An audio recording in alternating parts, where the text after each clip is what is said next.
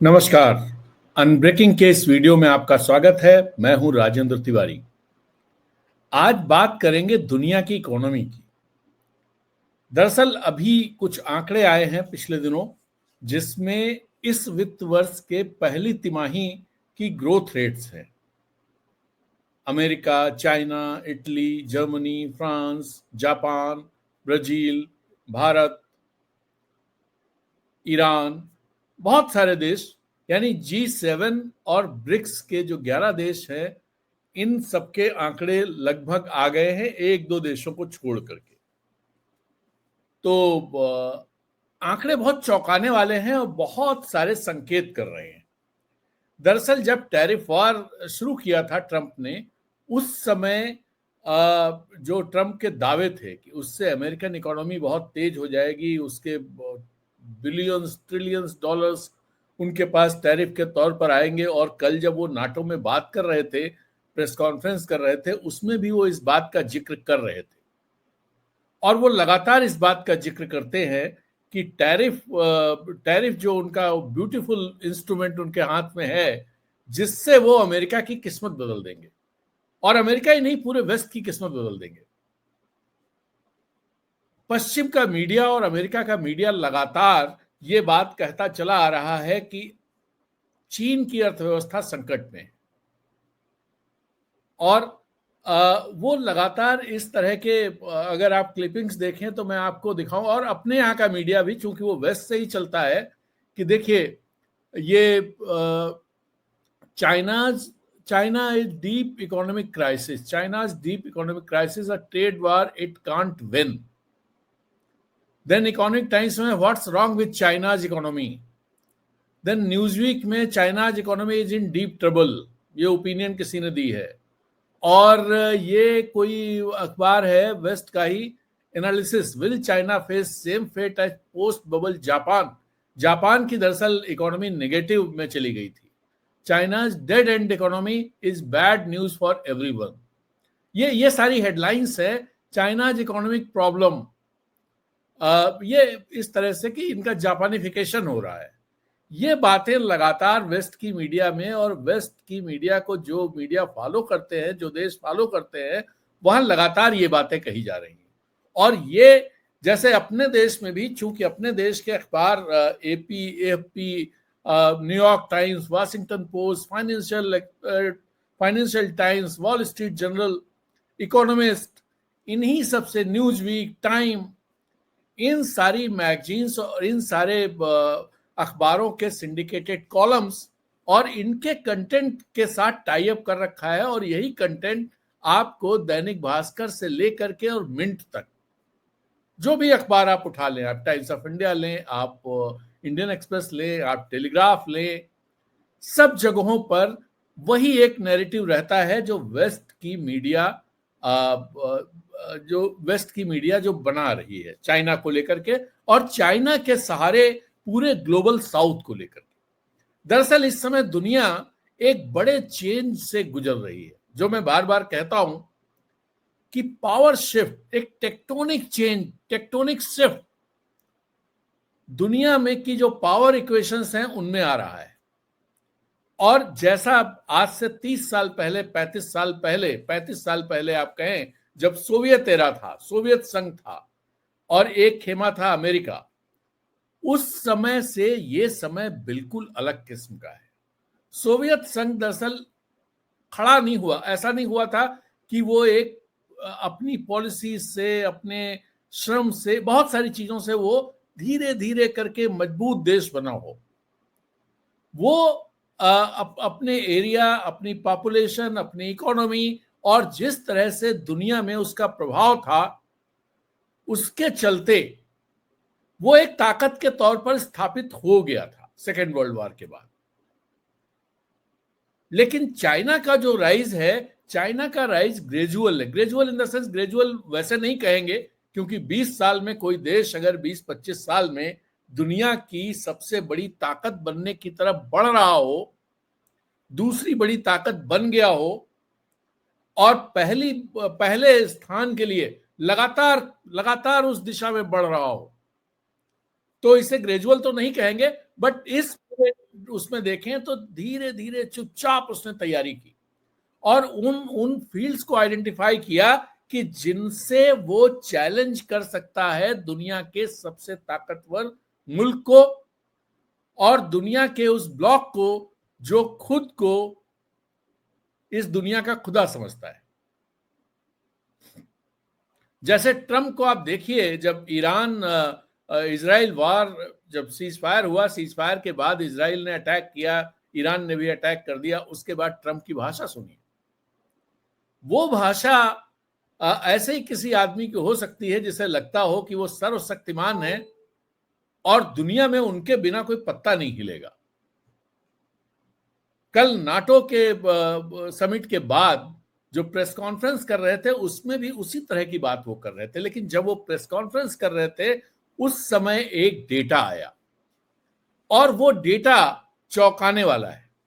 वो डेटा ये है कि अमेरिका की इकोनॉमी, जिसको billions dollar, trillions of dollars tariff और इस सबके चलते मिलने वाले थे और बहुत मजबूत होने वाली थी इकोनॉमी, वो इकोनॉमी नेगेटिव में स्लिप कर गई। मौजूदा वित्त वर्ष के पहले क्वार्टर के जो आंकड़े आए हैं उसमें अमेरिका -3% डिग्रोथ में है, 0.3% डिग्रोथ में है। और इससे पहले वाले क्वार्टर में, यानी जो पिछले वित्त वर्ष का आखिरी क्वार्टर था, उसमें उसकी ग्रोथ रेट 2.4% थी। सॉरी, उसकी ग्रोथ रेट 2.4% थी। और जो पूरा G7 को अगर हम माने कि G7 जो है वो वेस्टर्न ब्लॉक को रिप्रेजेंट करता है, करता भी है। G7 दुनिया की या वेस्टर्न ब्लॉक की सबसे बड़ी इकोनॉमीज का ग्रुप है। दरअसल पहले उसमें G8 हुआ करता था, रूस हुआ करता था, रूस अब है नहीं। तो अब पूरी तरह से G7 वेस्टर्न ब्लॉक को रिप्रेजेंट करने वाला, वेस्टर्न ब्लॉक की सबसे बड़ी 7 इकोनॉमीज का ग्रुप है वो। और इन 7 इकोनॉमीज के डेटा आ गए। दूसरी तरफ ब्रिक्स, जो ग्लोबल साउथ को रिप्रेजेंट करता है, उसमें अभी 11 देश हैं और इन 11 देशों के नाम हैं, जो इनिशियली 5 देश थे, Brazil, Russia, India, China, south Africa. और इसके बाद इसमें मेंबरशिप बढ़ती गई है। अब इसमें इंडोनेशिया भी है, ईरान है, यूएई है, इजिप्ट है, इथोपिया है और सऊदी अरबिया है। इन सारे देशों में एक दो को छोड़ दें, जैसे इथोपिया को अगर आप छोड़ दें, तो बाकी सबके ग्रोथ के आंकड़े आ गए।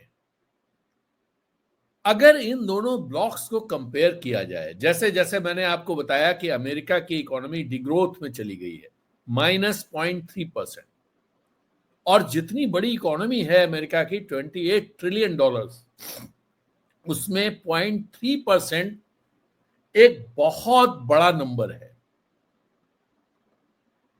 0.3% इंडिया की इकोनॉमी में बहुत बड़ा नंबर नहीं आएगा, लेकिन चाइना और अमेरिका की इकोनॉमी में ये एक बहुत बड़ा नंबर है।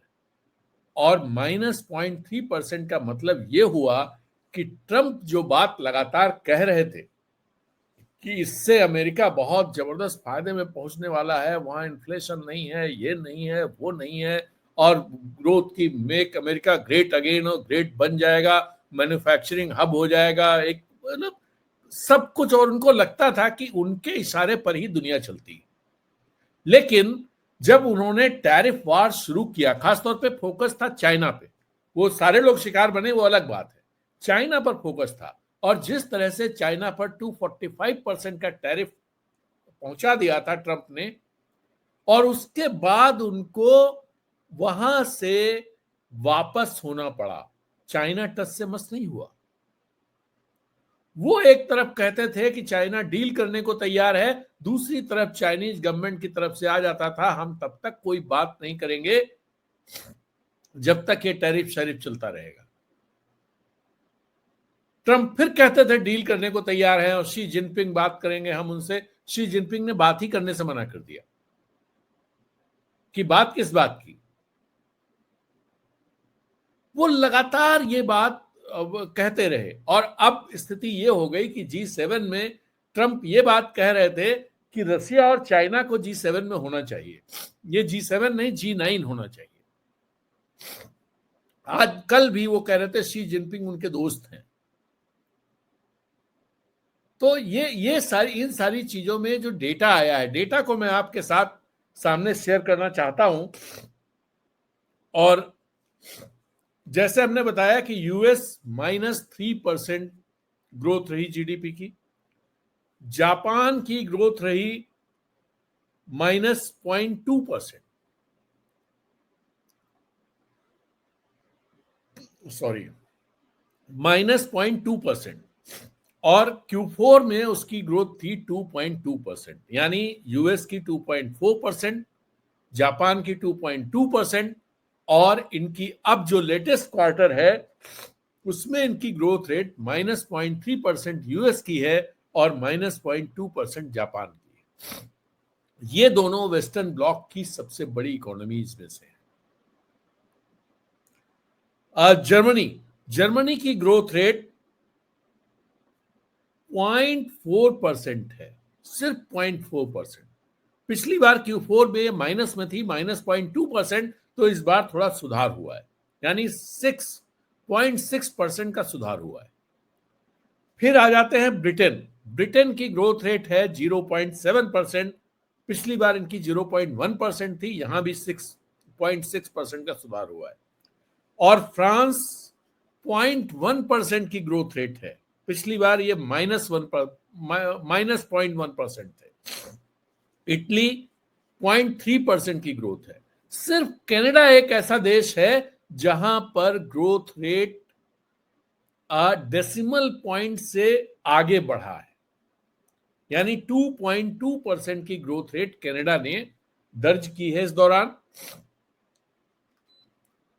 2.2% की ग्रोथ रेट, Q4 में 2.1% था, यानी कोई खास अंतर नहीं रहा है। अब अगर हम ब्रिक्स की इकोनॉमीज को देखें कि उनकी ग्रोथ रेट क्या है, तो आपको हम बताएं कि उसमें जो एक मेंबर है इथोपिया, उसकी जो प्रोजेक्टेड ग्रोथ रेट है, उसके फाइनल आंकड़े नहीं आए हैं, लेकिन जो प्रोजेक्टेड ग्रोथ रेट है वो 8.9% है। छोटी इकोनॉमी है कंपैरेटिवली, ये 156 बिलियन डॉलर की इकोनॉमी है, तो बहुत छोटी हुई, लेकिन ग्रोथ रेट 8.9% है। और इसी तरह से दूसरी बड़ी जो दूसरी बड़ी इकोनॉमी ब्रिक्स ब्लॉक की है, इंडिया की इकोनॉमी, इंडिया की ग्रोथ रेट 7.4% रही है Q1 में। और चाइना जो सबसे बड़ी इकोनॉमी है इस ब्लॉक की, उसकी ग्रोथ रेट 5.4% रही है। यानी दुनिया में सबसे आगे जो बड़ी ट्रिलियन डॉलर्स इकोनॉमीज हैं, उनमें जो ग्रोथ रेट रही उसमें भारत की सबसे ज्यादा है, एंड नेक्स्ट नंबर जो है वो चाइना का है। और उसके बाद जब किसी जिसका नंबर आता है वो है इंडोनेशिया, 4.87%, एंड देन फिर आता है जो आपका trillion dollar economy Saudi Arabia 3.4%, और इंडोनेशिया मैंने आपको बताया।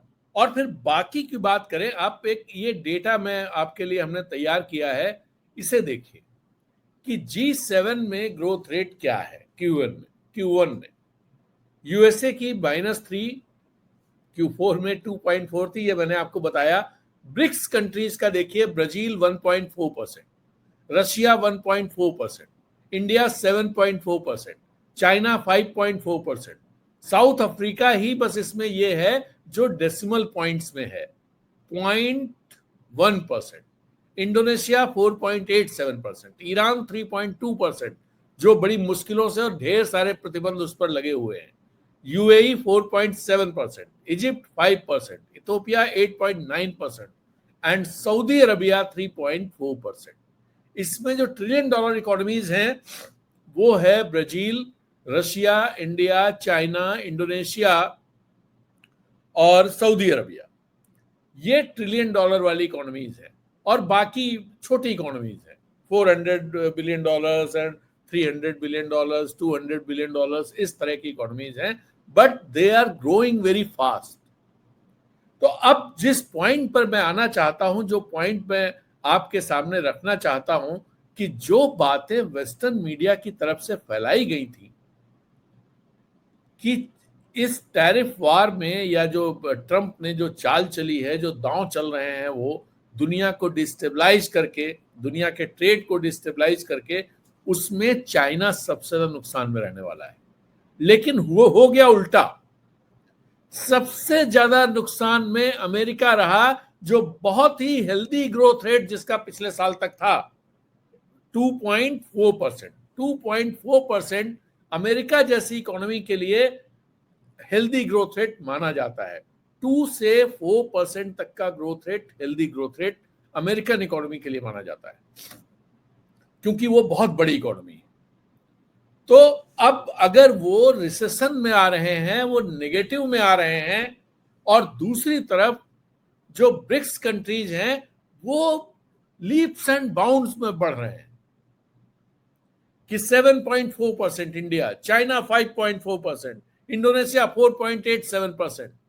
तो अगर आप इधर कंपेयर करें, इनमें एक चीज देखें कि जो सातों देश हैं, इसमें कनाडा को छोड़ दीजिए, तो कोई भी डेसिमल पॉइंट से बाहर नहीं है, सब डेसिमल पॉइंट्स में है। और अगर आप इन देशों को देखें, जो ब्रिक्स के देश हैं, इसमें एक को छोड़ के, साउथ अफ्रीका को छोड़कर, बाकी सारे देश जो है वो डेसिमल पॉइंट से ऊपर है।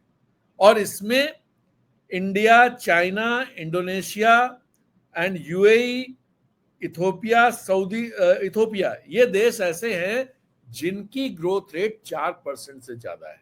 और 4% G7 कंट्रीज के लिए एक सपना हो गया है, सपना हो गया है। तो अब सवाल ये उठता है, जैसे अभी ईरान इजराइल वार में जो कुछ हुआ, मैंने आपसे कहा मेरी समझ ये है कि उसमें पूरी तरह से ग्लोबल साउथ का अपर हैंड रहा है।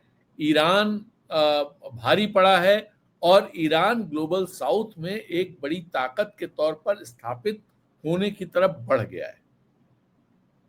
और दरअसल ये जीत, जैसा मैं कहता रहता था कि चाइना, रशिया, ये लोग साथ हैं, भले सामने नहीं दिख रहे हो, लेकिन ये लोग साथ हैं, और ये लोग इस लड़ाई को लंबा खींचने नहीं देंगे, पहली बात।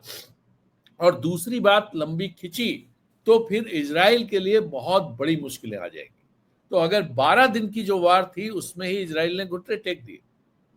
और इजराइल, जैसा ट्रंप ने कतर को बोला कि इजराइल सीज फायर के लिए तैयार है, आप ईरान को तैयार करो, इसका मतलब क्या हुआ?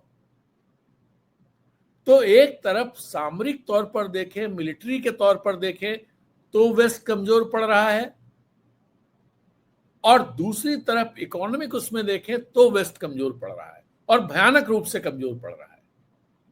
आप अगर ट्रेड के मामले में देखें, मैन्युफैक्चरिंग के मामले में देखें, इंडस्ट्रियलाइजेशन के मामले में देखें, तो इंडस्ट्रियलाइजेशन के मामले में या मैन्युफैक्चरिंग के मामले में, जैसा मैं आपको बताता हूं, जैसा डेटा है कि दुनिया की 36%, और बहुत कंजर्वेटिव उसमें जाएं तो 30% से ज्यादा मैन्युफैक्चरिंग सिर्फ चाइना में होती है। और अगर आसपास के आसियान कंट्रीज को भी जोड़ ले, और तो ये 40% तक पहुंच जाएगा। तो 40% अगर China plus south east Asia में होता है, और इंडिया को भी जोड़ दे, तो 2-3% और बढ़ जाएगा, 43% पहुंच जाएगा।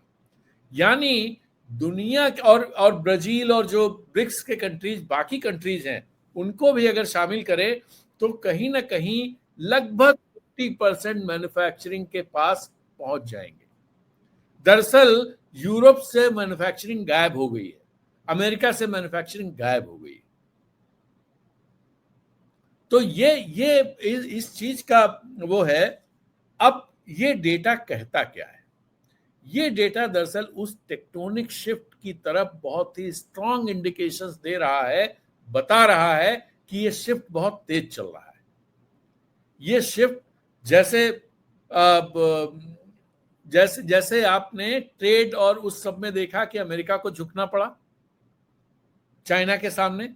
और अभी जब अमेरिका ये बात कह रहा है कि डील होनी है चाइना के साथ ये सब, तो आज अभी कुछ देर पहले विक्टर गाओ, जिनका मैं जिक्र करता रहता हूं, जो एक तरह से Chinese communist party and Chinese establishment को जो कहना होता है वो या तो वहां के अखबारों में आते हैं और उनके विश्लेषक हैं विक्टर गाओ ये बात कहते हैं, वो बातें कहते हैं जो उनकी सरकार को कहनी होती है।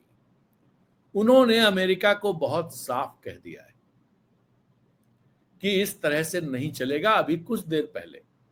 और ये डील शील जब तक आप क्लीन नहीं आएंगे, जब तक आप बराबर पे नहीं होंगे, जब तक आप चीजों को एक ऐसी दृष्टि से नहीं देखेंगे जो विन विन हो, आपको लगता कि आप दादा हो तो आप बैठे रहो अपने घर, ये एग्जैक्टली इसी तरह की भाषा का इस्तेमाल विक्टर गाओ ने किया है।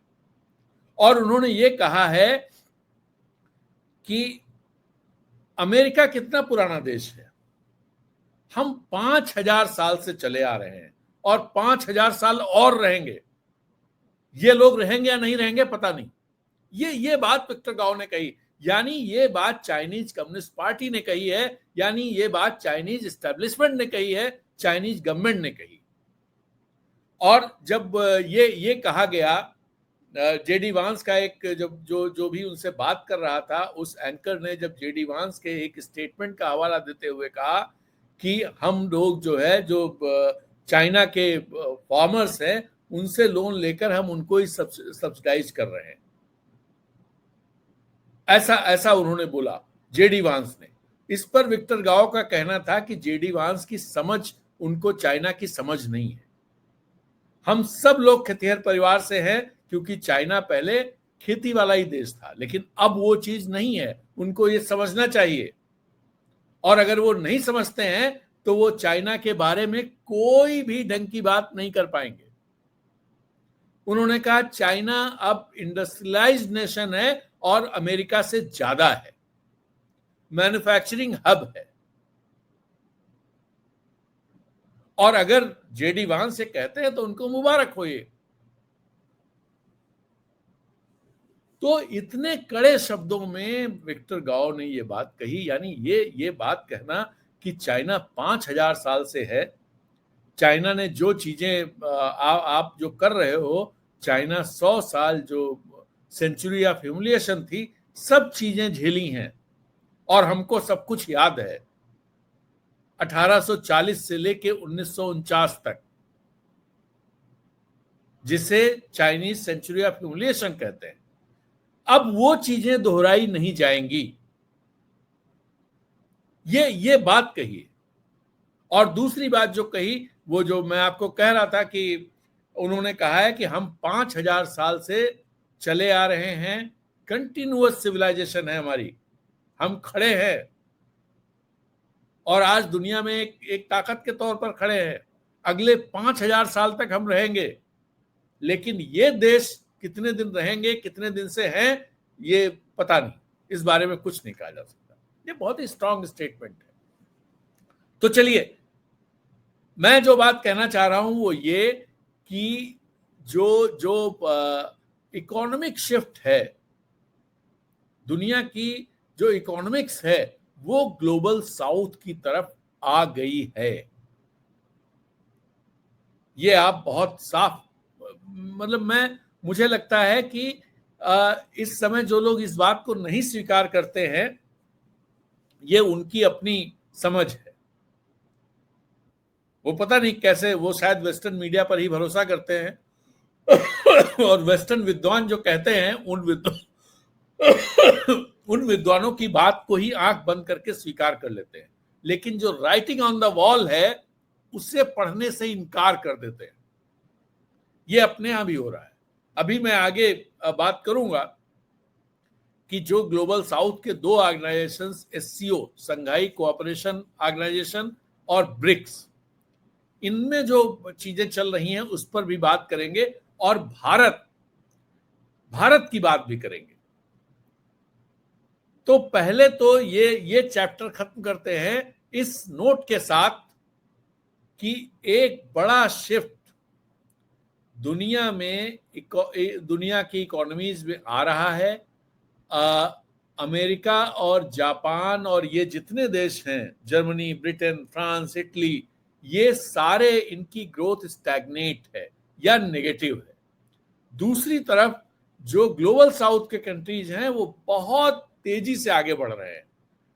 और तीसरी बात ये कि आर्थिक ताकत इसके चलते जो इकोनॉमिक पावर बैलेंस है वो ग्लोबल साउथ की तरफ आ रहा है, कहा जाए, मैं तो कहूंगा कि आ गया है। तो ये चीजें बहुत साफ है। और चाइना जिस तरह से, चाइना से एक चीज आप और देखेंगे, आलतू फालतू की बात चाइना की तरफ से कतई नहीं आती। चाइना उन सारी फील्ड में या तो चैलेंज कर रहा है और या फिर वो नंबर 1 हो गया है।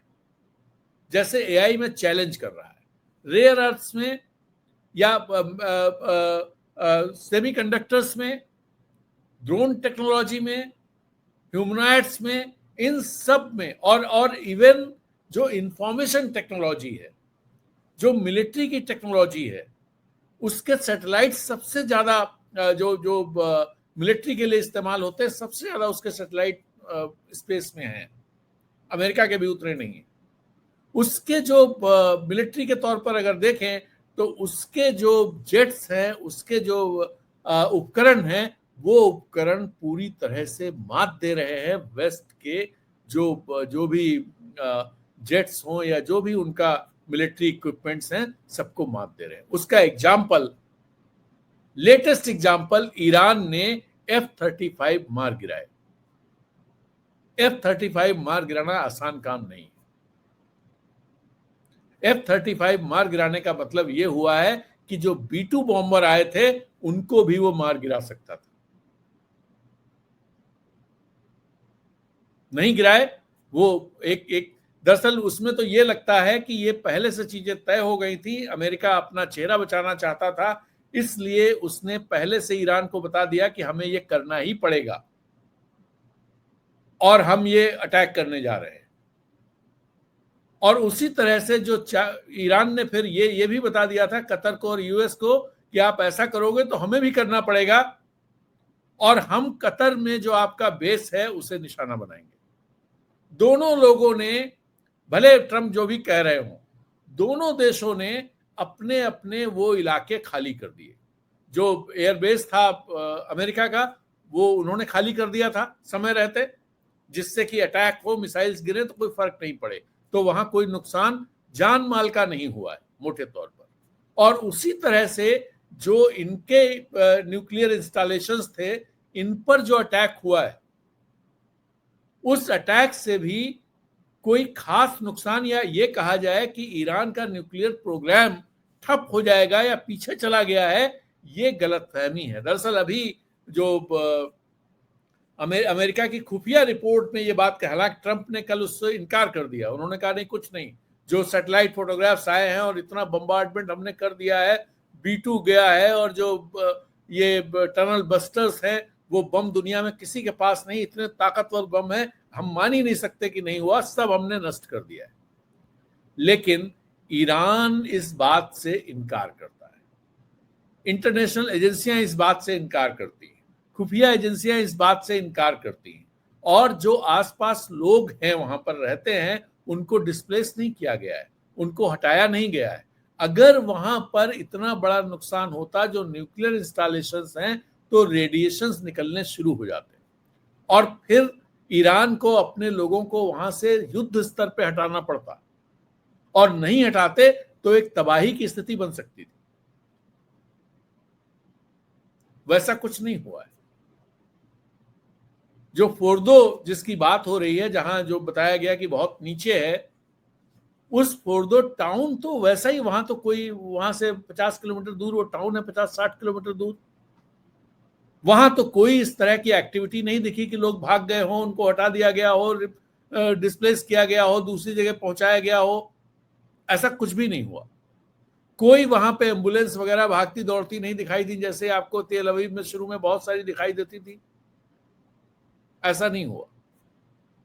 तो इसका मतलब यह है कि ये चीजें जो हुई, इसमें पूरी तरह से ईरान ने अपने को एस्टैब्लिश कर दिया है, और इजराइल जो अमेरिका को रिप्रेजेंट करता है, अमेरिका का हाथ जिस पर रहता है, वो इजराइल घुटने टेकने पर मजबूर हुआ। तो एक तो इकोनॉमिक इंडिकेशंस आ रहे हैं कि जो इकोनॉमिक पावर है वो शिफ्ट कर रही है ग्लोबल साउथ में, मिलिट्री पावर जो है वो भी शिफ्ट कर रही है ग्लोबल साउथ में।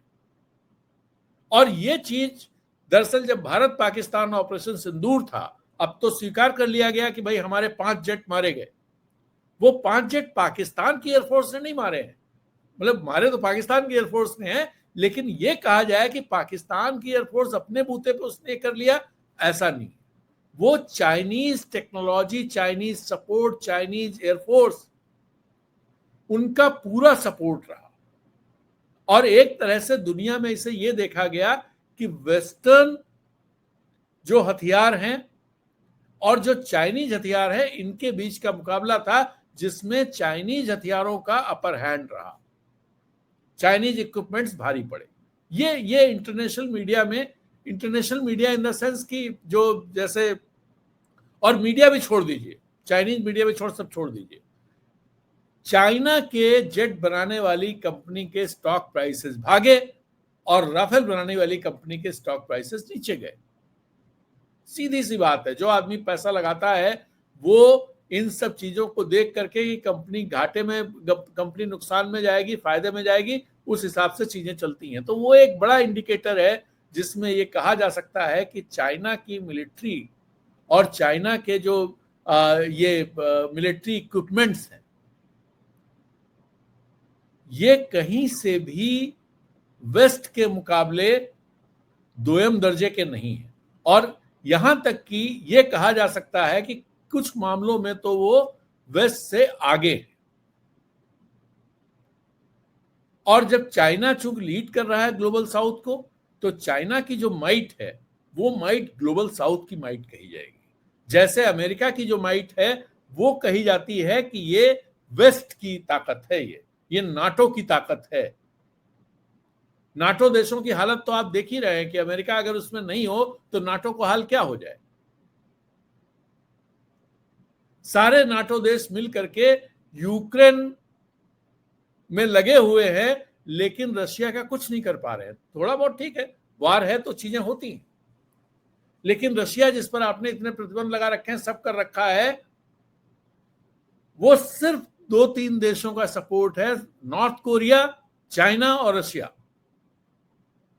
और वहां पर कुछ नहीं, नाटो कुछ नहीं कर पा रहा, जो दुनिया की सबसे बड़ी ताकत मानी जाती है। तो ये सारी चीजें कहीं ना कहीं इस तरफ इशारा करती हैं कि जो ये वर्ल्ड ऑर्डर चला रहा था सेकेंड वर्ल्ड वॉर के बाद से, वो वर्ल्ड ऑर्डर दरक रहा है और नया वर्ल्ड ऑर्डर उसको रिप्लेस करने को तैयार बैठा हुआ है, उसके साजो सामान तैयार हो रहे हैं। चाइना ने ये कर रखा, ये एक टारगेट लेके चल रहे 2035 तक वो दुनिया की नंबर 1 ताकत बनने की तरफ उन्होंने टारगेट रखा। 2035 में हम नंबर 1 हो जाएंगे, दुनिया की नंबर 1 इकोनॉमी होंगे, ट्रेडिंग नेशन है ही वो, मैन्युफैक्चरिंग हब है ही, मिलिट्री में बराबर की स्थिति पर लगभग इस तरह के इंडिकेशंस मिल गए हैं। जीडीपी में वो अभी करीब $10 ट्रिलियन अमेरिका से पीछे। लेकिन अगर ये ग्रोथ रेट 5% वाली रही चाइना की और अमेरिका ये -0.3% टाइप हो गया, तो ये गैप जो है ये बहुत देर नहीं लगेगी इसे भरने में, 10 साल में ये गैप भर जाएगा। और जिस तरह की पॉलिसीज अमेरिका प्रेसिडेंट ट्रंप इस्तेमाल कर रहे हैं, उस तरह के और भी कुछ कदम उठाए तो ये 10 साल से पहले हो जाएगा। तो आज की बात यहीं समाप्त करते हैं। कुल मिला के मैंने जो बात कही, एक तो इकोनॉमिक पावर जो है वो तेजी से शिफ्ट हो रही है ग्लोबल साउथ की ओर, और ग्लोबल साउथ में भी चाइना, या आप कहें China and south east Asia, उसकी ग्रेविटेशनल सेंटर बनता जा रहा है, सेंटर ऑफ ग्रेविटी। नमस्कार, जय।